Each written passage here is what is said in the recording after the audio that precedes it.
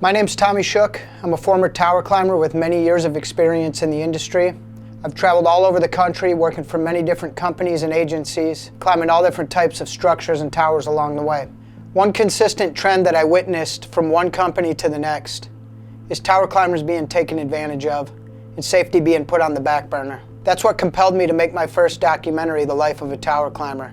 Now I'm back with a follow-up to dive deeper into some of those issues I touched on before. To start, I'm going to be sharing some footage from early on in my career when I was a tower maintenance technician. I was doing something I shouldn't have been doing, but in all reality was just another normal day of work. I want to use it to show the culture of the industry where safety often takes a back seat to getting the job done. A lot of the time with maintenance jobs, they just want you to get in there and fix it real quick, as fast as possible. For them to call in a crane or a man lift, this could take days and this is a service impacting issue.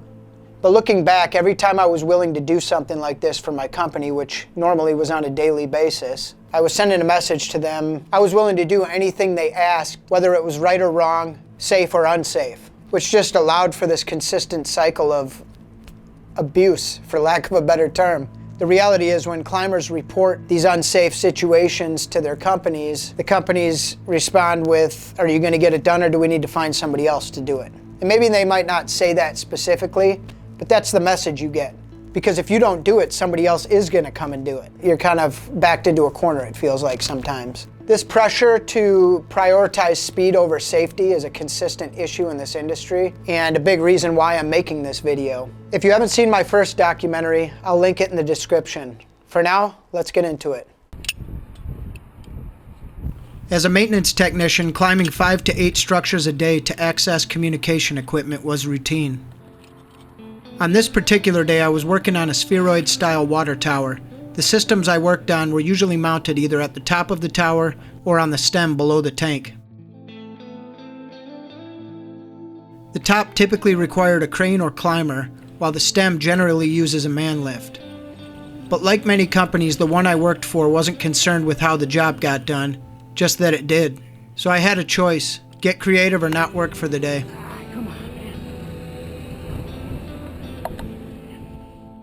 Several remote electronic tilt motors needed replacing and I had to improvise just to reach them.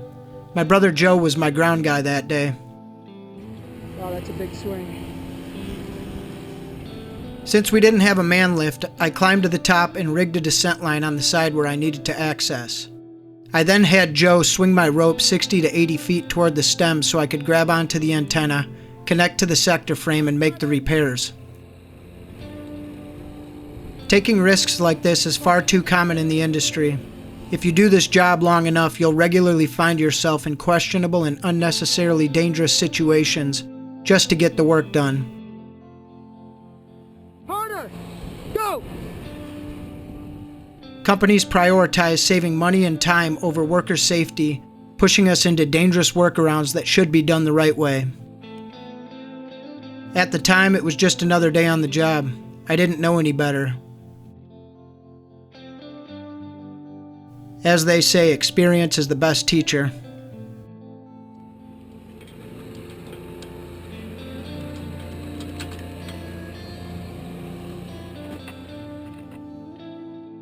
Oh yeah, and this is also me, 30 feet down inside of a smokestack on the north side of Chicago, in the process of accessing the tower-mounted amplifiers on the site I was working at.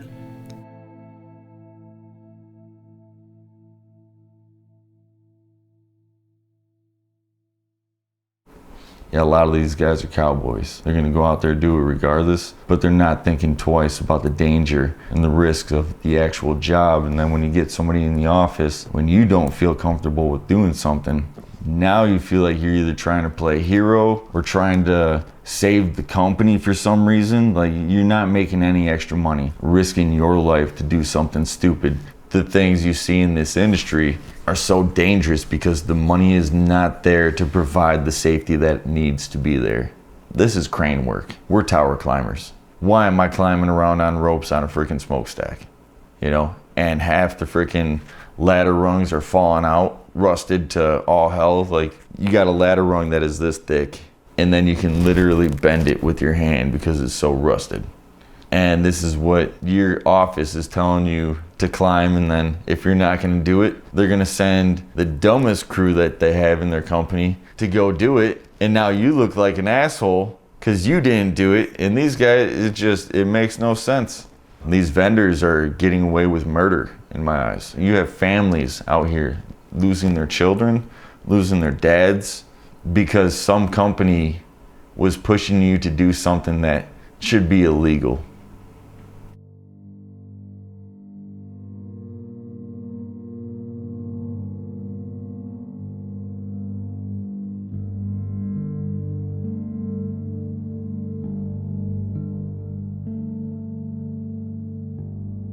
If you could, for the viewers listening, introduce yourself, tell us where you're from, how many years in the industry.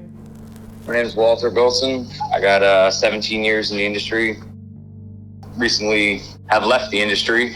I was down in West Virginia and I was doing a structural mod for a company.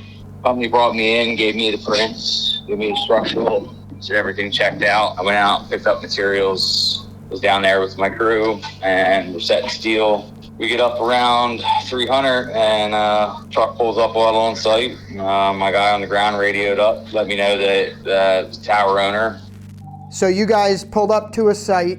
You were showing up to do a structural mod on the site, and you had bought all your materials, showed up with your crew, and you guys were 300 foot up on the tower, and you saw a truck pull up, which happened to be the tower owner. Okay. About 2 weeks into the mod. Oh, 2 weeks in. So you guys had already been working on the site for 2 weeks at this point. Yeah, we were a couple days from wrapping up. What happened when the tower owner showed up? He had radioed up and asked us, what we were doing on site.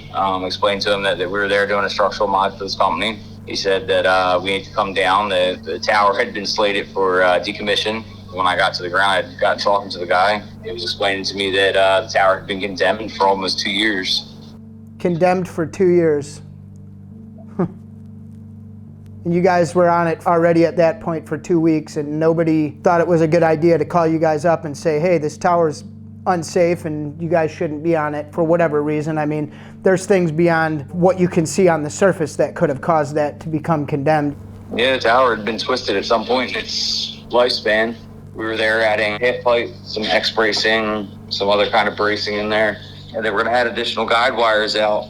I mean, that was what was slated to be done. I was there just doing the steel portion. The company never called the people to let them know that we started work. They never, informed me of anything other than, my start date and when I was supposed to be out there. Then it was like, it was a big surprise, when I called them with this issue. Yeah, how did that conversation go? Well, it went something along the line of, I'll get back to you. I got to get on the phone and make a phone call and send out a couple emails. I guess he got talking to the gentleman finally who was standing there on site, and we ended up packing up and going back to the hotel room and waiting to hear from him, and headed home later that night. Who do you go to when you need to resolve a problem? You expect somebody to know the answers, and nobody ever has the answers for you. You got these guys who come in as a, a turf vendor, and they come into this market and they don't know the builds, they don't know the towers, they just order material, they hand these jobs out and expect a picture list. And then when you give them a problem, such as an unsafe condition or a problem with the build, it's like just chasing your own tail to get an answer for it. That's one of the big issues definitely within the industry is just a complete lack of communication from the company to the guy working on the tower, to the carrier, to just, there's just no communication whatsoever. Nobody works together, They all work against you. Yeah. And they want to call safety and everything when it's, beneficial to them and it makes them look good. But when it comes down to it and their almighty dollar, they don't care about anybody's safety. Did you guys get paid out on the job? I never got paid on the job. Did they end up taking this tower down? They ended up bringing out a guy to inspect the guide wires, make sure that it was, sound enough to bring down the way they wanted it to. And they ended up falling the tower by tightening into two of the guy embankments and slacking in the third and eventually cutting it.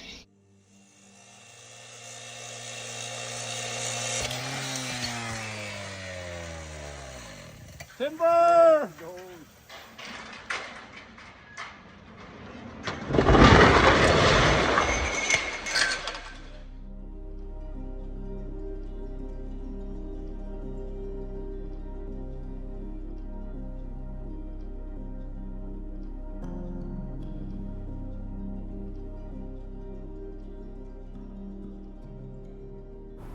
We spent so much time and money over the past 10 years on just technology and occasionally some structural upgrades here along the way with things that there's now a huge lack of, I can't really call it responsibility, but there's a huge lack of accountability in the structural integrity of the infrastructure across the board. And what I mean by that is you've got towers that are beyond neglected, haven't been worked on or inspected in 5 to 7 years, just exposed to the elements, all the crazy windstorms, all the snow, all the rain. Yeah, I get it, steel. It's not going anywhere, but it is. Pitting rust is a real thing. That'll weaken a weld faster than I don't know what will. We don't have access a lot of the times, unless you ask for it, for maintenance records, recent open tickets on a tower. I can't tell you how many times I've logged into a tower, done an inspection, climbed up, found some stuff that was not okay, called back in and they told me, oh yeah, we have an open ticket for that, but no one said anything when we were logging in.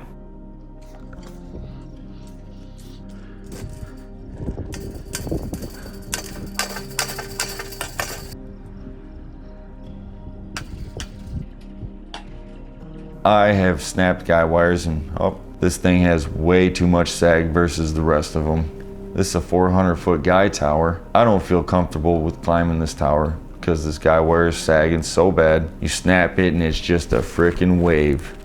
Yeah, call the office. Hey, we can't do this tower. The guy wires need to be checked. Okay, we're gonna call Goodman. It's their tower. Goodman comes, checks it out, says that there was nothing wrong with the guy wires. My office calls me back, sends me back out there a week later, pissed off that I was saying something. I was just scared to climb this tower. In my own defense, I took video of me snapping these guy wires and get back. And I'm like, oh, they look like they've been tightened. Took video again, snapped all the guy wires, and you could clearly tell that they had been tensioned. I sent these videos to my office and it was, oh, hey, we're sorry.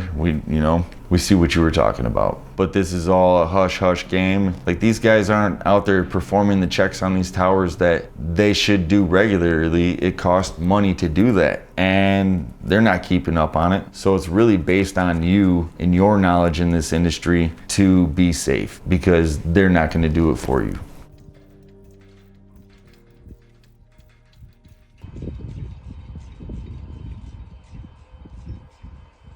And I'm not an expert on guide wires by any means, but I was always taught you can have one that has a little bit of play in it more than normal and it's okay. You can even lose one on the tower if something went wrong. One of those wires could go and you're still gonna be okay. But when you show up to a tower and all of the guide wires are jump roping before you even climb it, when you're doing your pre-climb inspection, it's terrifying. There's no reason anyone should be on that, and there's no reason a tower owner should be letting you climb that knowing their tower hasn't been plumber tensioned in 10 years. The most recent one I ran into was actually owned by a carrier and it hadn't been plumber tensioned since 2018. And it was so far out of whack that the tower was actually, you can see it sometimes when the tower goes up this way and then bends that direction. It's not normal, it's not good, it's not okay. And that seems to be the biggest one, because there's so much liability involved in plumbing tension that anytime I run into it, we just document it, let the tower owner know, and we move on to the next one, because we're not even qualified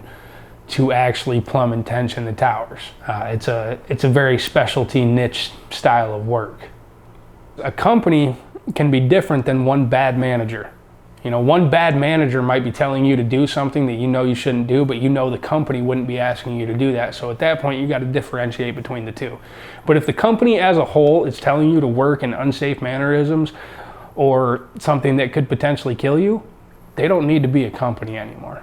It is what it is. You got to get it done. You know, we need to swap that radio. We need to close this ticket. We need to tighten that bolt and take a picture. You get somebody sitting in an office, hey, we need to get this done. We're on a time crunch. It doesn't matter if it's raining, snowing, negative degrees out. It doesn't matter what the heat index is. This needs to get done.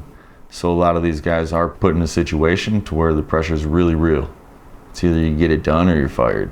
And that's sad, because you have somebody that's never even picked up a tool, never even been to a cell tower, telling you that it has to get done. A lot of these guys are fearful of losing their job, or they have somebody on the ground barking at them that, hey, don't make me come up there because I'll do it, this and that, da, da, da. It's just, the pressure's real. The money shouldn't be so tight that you are in such a time crunch to risk your life, risk other people's lives, all for a dollar at the end of the day.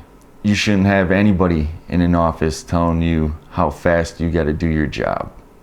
You get it done safe.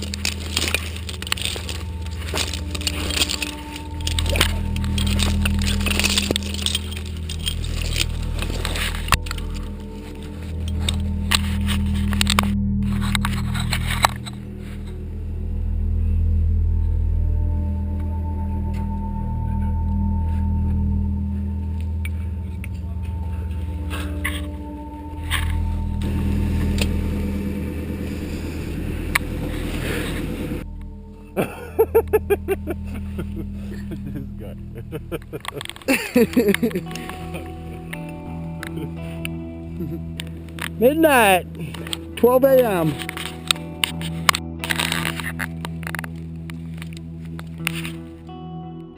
I do feel within the next 10 years, we're gonna start having towers just tip over that weren't ever properly built or maintained. And a lot of the times, you know, when you're working in these remote areas, there's only 1 or 2 techs that cover such a large area. They're not able to realistically keep up with all 100 sites that they maintain.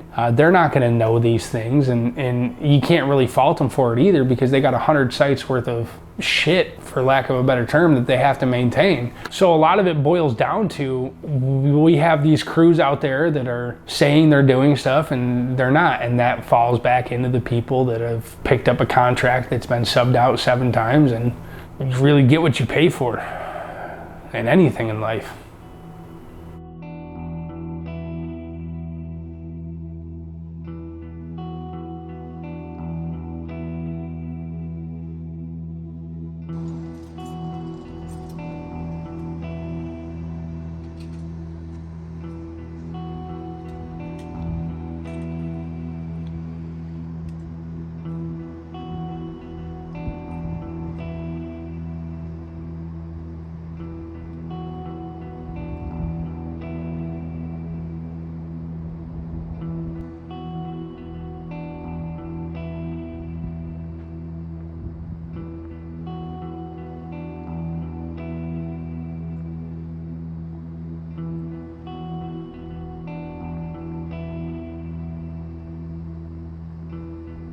This is the climb face. There's your cable ladder. There's your actual climbing ladder.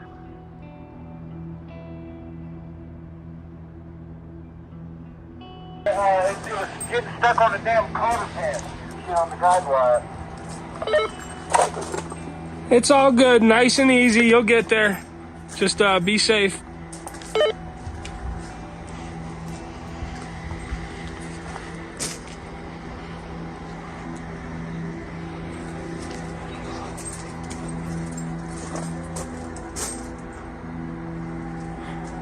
You know, obstructed climb faces is kind of a double-edged sword, because there's only so many places you can put something.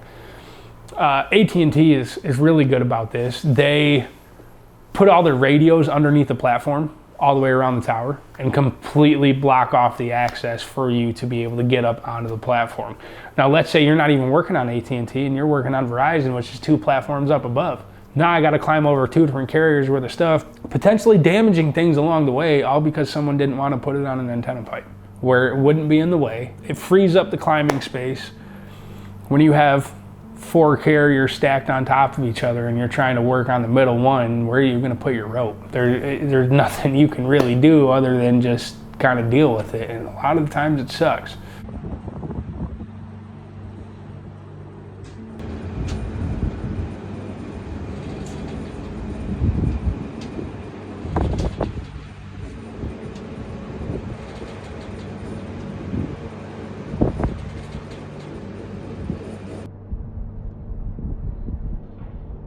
We're putting so much weight up on top of these platforms nowadays without upgrading the platform that one of the biggest things I run into that I'm taking pictures of is the top of the collar literally peeling off from the tower itself just because there's so much weight where it doesn't actually belong. Some engineer somewhere said it was okay because they saw the instructions that came with that steel mount and they're assuming that it was put up 100% accurately, and so they sign off on it. And then when you're actually working on it, you come to the conclusion that there's no reason any human should be standing on this at all.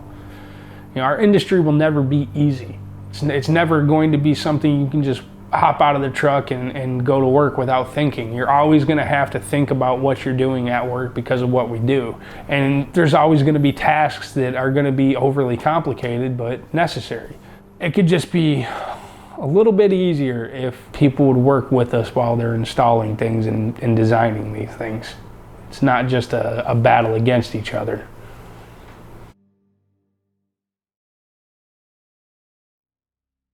You ready for me to go?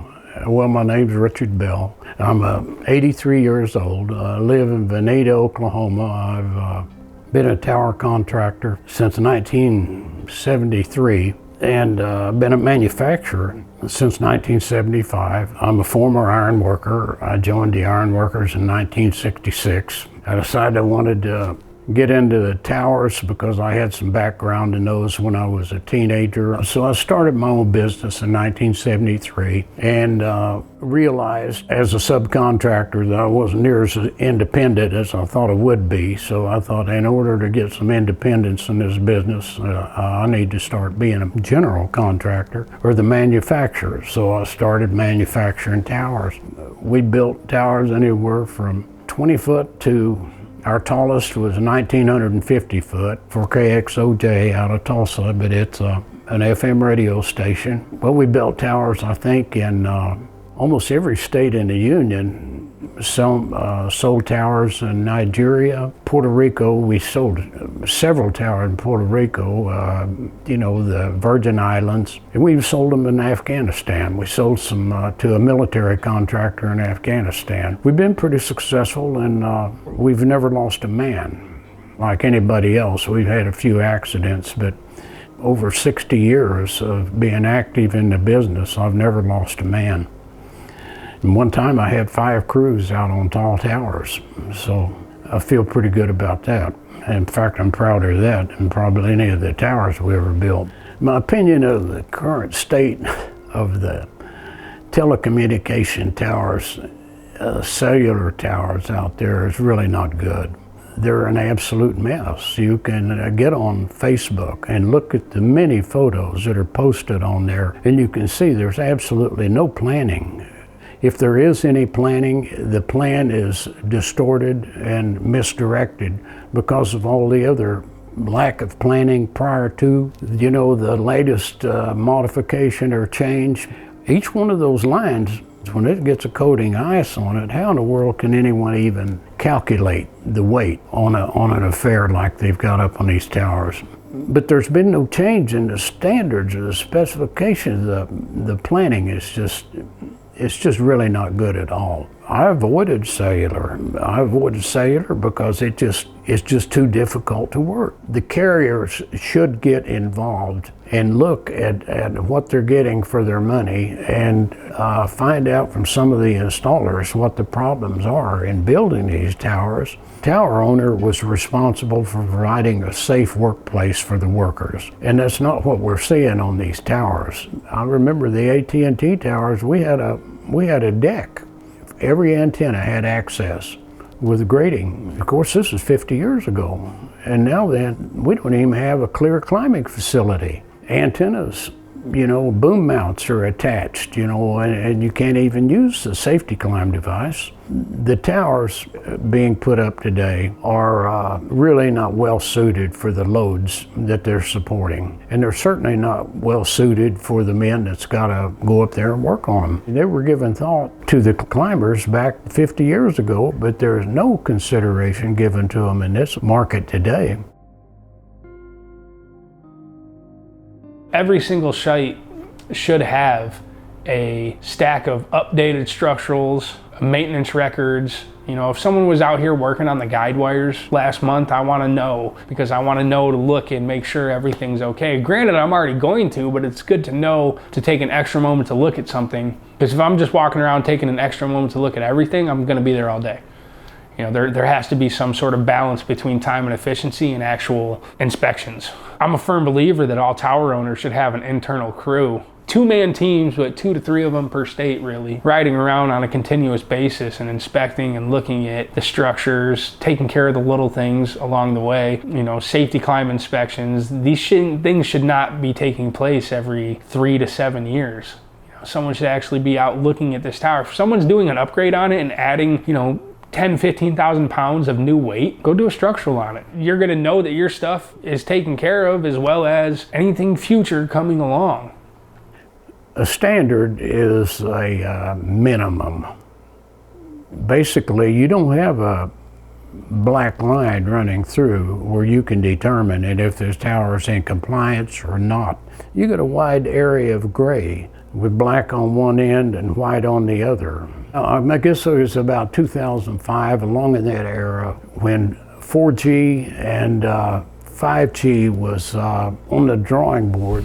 Towercos and tower owners, they realized that the antennas for 5G are so much larger than what they had originally planned on. Some of those towers, original towers that were sold back in the early 90s, were designed to support 4 or 5 carriers. But those 4 or 5 carriers were small antennas. These 5G antennas are like 5 times as big, at least. They're as big as a door. The towers were grossly overloaded when they put a 5G up there, so they're not going to support 4 or 5 carriers, and they're lucky if they can get 2 on some of these towers. So we were covered up with orders, getting opportunities every day for tower modification. And then TIA introduced the new G standard.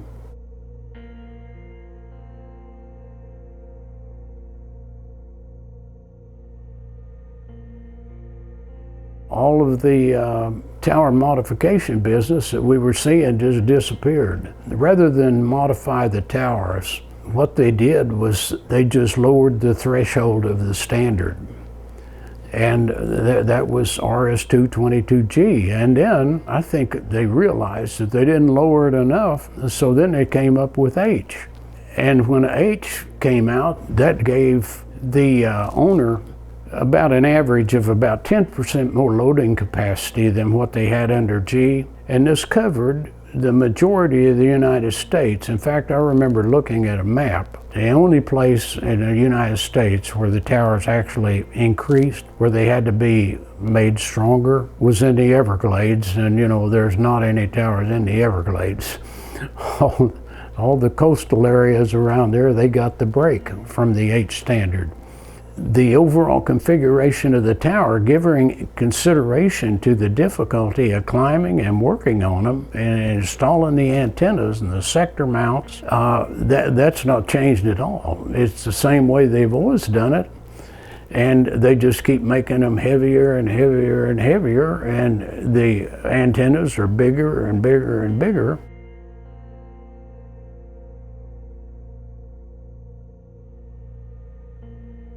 It's terribly difficult to modify these towers when they're overloaded as they are to try to bring them up to the standards. You have to U-bolt additional members to the outside of these round members, weld reinforcements to it, and then you burn the galvanizing off, and and it's difficult to get a good weld. It's difficult to get a good weld when you're welding over galvanizing, and you know, the positioning that you get into when you start welding, and those welds are uphill. So, you know, I mean, you question the quality of welds on some of these weld-on modifications.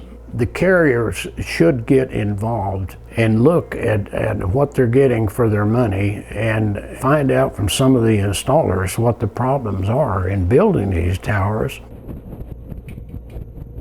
The tower climbing industry faces an alarmingly high turnover rate, driven by a combination of low pay, poor working conditions, and a lack of stability or long-term career prospects. Many climbers enter the field hoping for decent wages and adventure, only to find themselves pushed to the edge by unsafe work environments, inadequate training, and relentless pressure to cut corners to meet deadlines.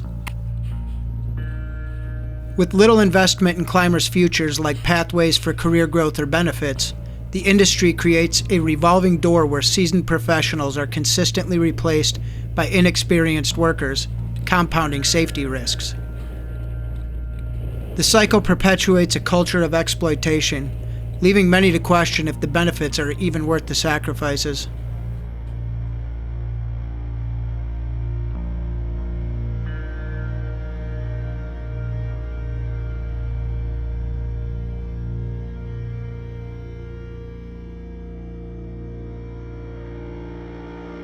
I was a founding member of NATE. I think it was in like 1994 or along in there, and there were 55 of us that met at Lowe's Anatole Hotel in Dallas. And since that time, I think it's grown to over 800 members. The requirement was you had to be a tower installer, at least a maintenance. Your business had to include on-hands service. Those founding members had voting rights. In the 5 or 6 years that I was a member, I never got a single opportunity to vote on anything. We founded NATE for safety reasons. Cellular grew so fast, there weren't enough installers out there to keep up with the growth. So there were new guys coming out with a rope and a block and a pickup. There was a rash of accidents. And they scheduled a meeting, and they invited all the tower erectors, and we showed up at Lowe's Anatole and formed the association. But I felt like we were well represented. And of course, we talked. Most of us knew each other in that original meeting. I knew over half the guys there that I'd already met. I knew most of the other half just from telephone conversations and by reputation. Man, that thing grew fast. They immediately started focusing on, to make it safer, was not by controlling the process, you know. It was just seemed like it was all equipment.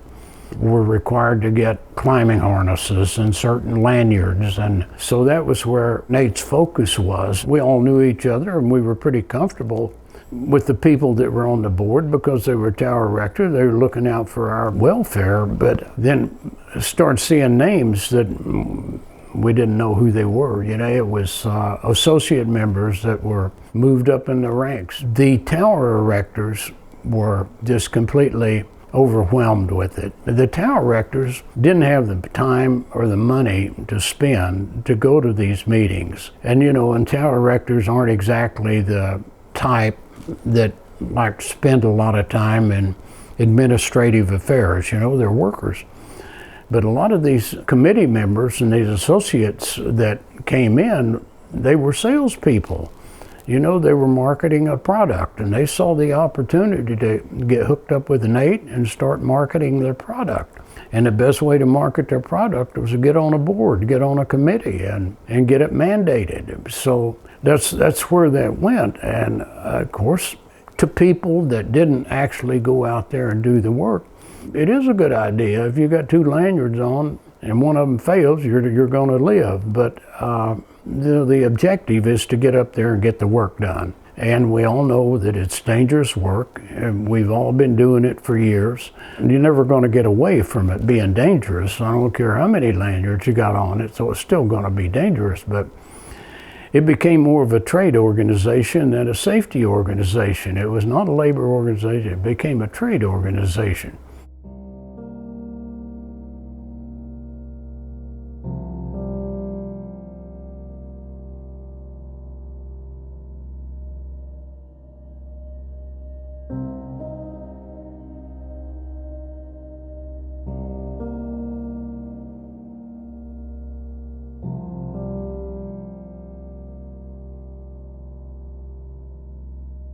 When you look at the general consensus of the people that work in this industry and you look at a psychological standpoint, most of the people are high-risk individuals. Their sense of fun comes from some sort of adrenaline release.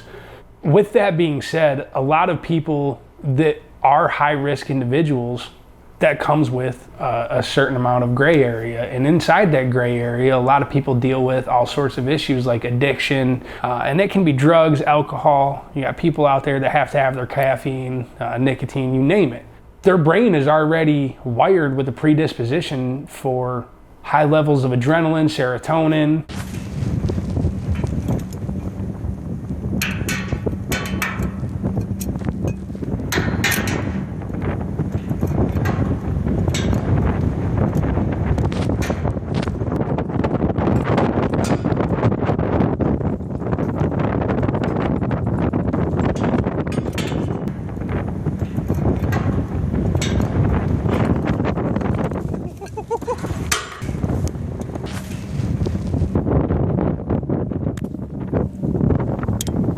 Cleaning the whole game up would take money and standards. If you want to get somebody in there that takes pride in what they do, you're gonna have to pay more. Not gonna say that there's not companies out there that don't have high standards.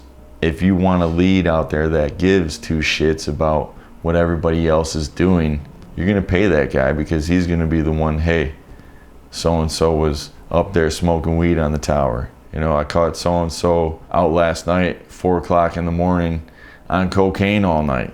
And nobody's saying shit. These guys are right there back at the site the next day, still high, still drunk, smoking weed on the tower.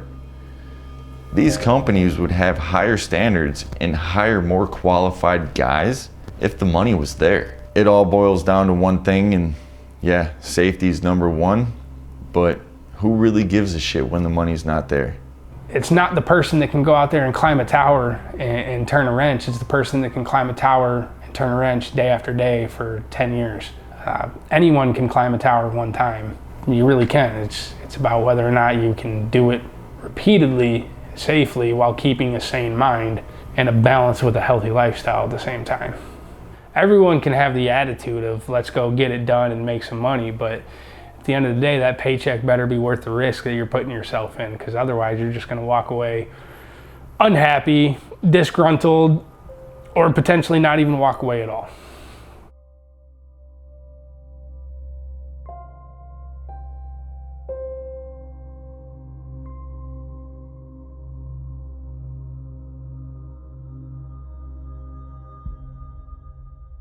When I was working in a gang of ironworkers, no matter what area we went into, we'd call a hall and we'd call for men. You know, they were professionals. They had a career. It was part of their career. These guys working on these towers, they don't have any benefits at all. If you live through it, you know, that's going to be your retirement. You get to live longer, but young kids, they're getting the opportunity to go out and work on a tower. You know, they're getting per diem and they're getting more money than they've ever made before, and it's an adventure. They're going to go places they've never been before. They're going to be living in motels by themselves. It's an adventure and it's exciting, and they'll go out there for peanuts, really, but it's a dangerous job. Some of them are really qualified guys, you know, that have the ability to do about anything they want to do in life, and of course those are the ones that take hold and they really become foremen, and you know, they make a career of it. I think the carriers are spending enough money to pay for union workers to be out there, cut out some of the middlemen that are taking on the task of build-outs, and then they're hiring subcontractors and paying them minimums, the least amount they have to pay, and some of them are working without insurance. I mean, you hear all sorts of horror stories about what's going on out there. I mean, I read all the time on Facebook where guys are stranded, you know, they're left unpaid, and I don't know but what those guys had screwed something up really bad, you know, gone off and started doing meth or getting drunk and screwed it up themselves, you know. You don't see both sides of the case, you know, on Facebook, and that's where it's usually posted. Controlling the workers by threatening to replace them, that's another control factor, you know. If it's a union situation, you're not going to be able to do that because they're professional workers that are looking to be treated in a professional manner. The hands working on these towers need representation. The industry does not want a union to be involved in the construction and maintenance of these towers because they lose control of it. If everyone was to stand together, I'm not even 100% sure what it would look like. I used to support wanting to go union, but as a whole, I think there's so many moving pieces. I don't even agree with that as much nowadays, as much as I agree with some regulations in effect that would really help everyone all the way around. You know, if you're putting stipulations to where these companies that are messing with people's lives can't any longer exist, then you're kind of taking away half the problem in itself without ever even doing anything other than stopping how many times a contract can get subbed out.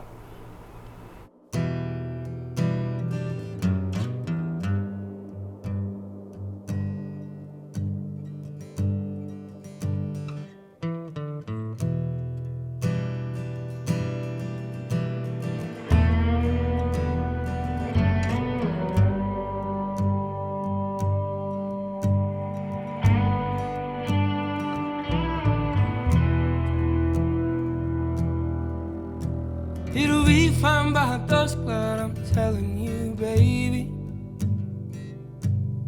These things eat at your bones and drive your young mind crazy. But when you place your head between my collar and jaw, I don't know much, but there's no weight at all. And I'm damned if I do, and I'm damned if I don't. 'Cause if I say I miss you, I know that you won't. But I miss you in the mornings when I see the sun. Something in the orange tells me we're not done. To you I'm just a man, to me you're all I am. Where the hell am I supposed to go? Poison myself again. Something in the orange tells me you're never coming home.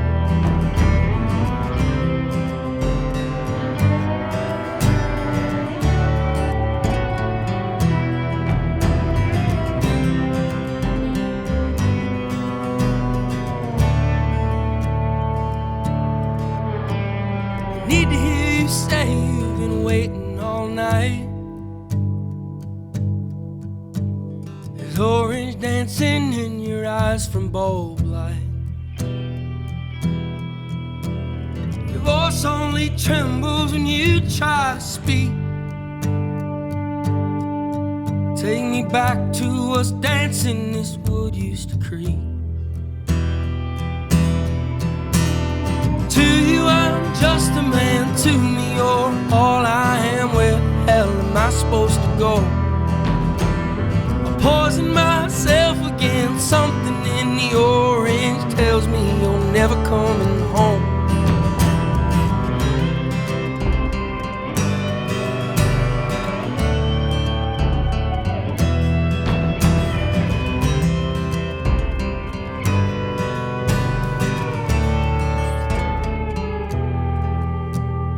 To you I'm just a man, to me you're all I am. Where the hell am I supposed to go? I poison myself again. Something in the orange tells me you're never coming home. If you leave today, I'll just stare at the way the orange touches all things around. The grass, trees, and dew, how I just hate you. Please turn those headlights around. Please turn those headlights around.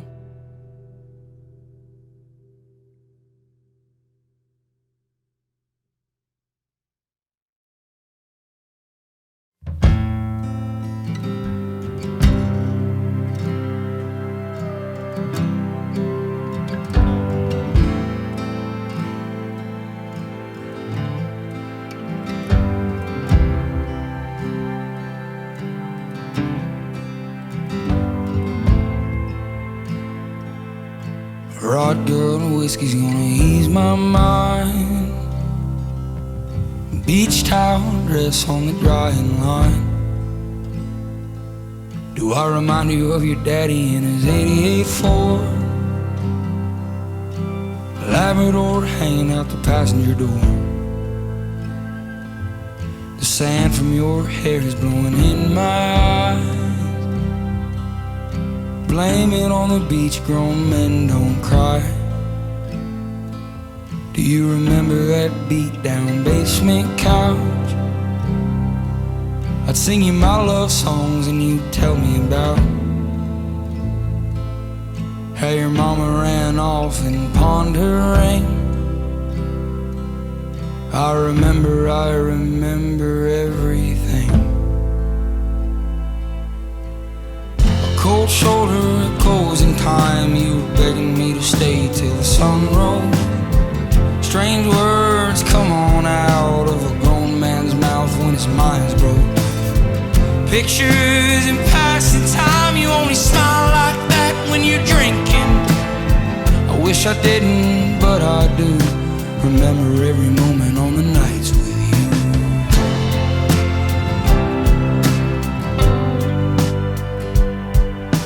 You're drinking everything to ease your mind.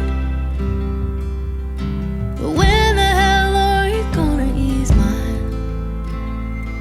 You're like concrete feet in the summer heat. It burns like hell when two souls meet. No, you'll never be the man that you always swore. But I remember you singing in that 88 Ford. A cold shoulder, a closing time. You were begging me to stay till the sun rose. Strange words come on out of a grown man's mouth when his mind's broke. Pictures in passing time. You only smile like that when you're drinking. I wish I didn't, but I do. Remember every moment on the nights with you. Cold shoulder, closing time. You were begging me to stay till the sun rose. Strange words come on out of a grown man's mouth when his mind's broke. Pictures in passing time. You only smile like that when you're drinking. I wish I didn't, but I do. Remember every moment on the nights with you.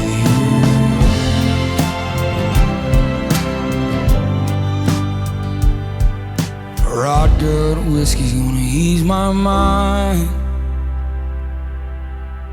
Beach towel dress on the drying line. Do I remind you of your daddy in my 88 Ford? Labrador hanging out the passenger door.